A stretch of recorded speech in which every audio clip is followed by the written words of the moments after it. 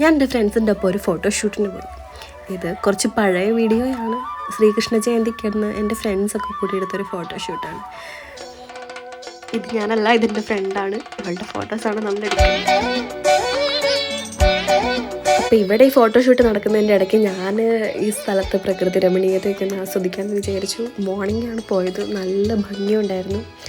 ഇത് നമ്മുടെ കൂത്താട്ടുകുളത്തെ 1000-ലധികം വർഷം പഴക്കമുള്ളൊരു മഹാദേവ ടെമ്പിളാണ്. അതിശയിപ്പിക്കുന്ന കേരളത്തിലെ പരമ്പരാഗതമായ കൊത്തുപണികളും മുഴുവൻ രാമായണത്തെ ചിത്രീകരിക്കുന്ന പല രീതിയിലുള്ള ചുവർ ചിത്രങ്ങളും ഇവിടെ ഉണ്ട്.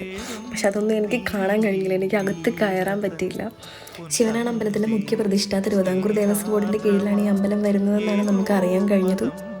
അമ്പലത്തിൻ്റെ മെയിൻ ആകർഷണീയത ഇവിടുത്തെ ചുവർ ചിത്രങ്ങളും കൊത്തുപണികളും തന്നെയാണ്. എനിക്കത് കാണാൻ പറ്റിയില്ല. ഇനി ഒരു തവണ അത് കാണാൻ വേണ്ടി മാത്രമായിട്ട് വരണമെന്ന് എനിക്ക് ഒരുപാട് ആഗ്രഹമുണ്ട്.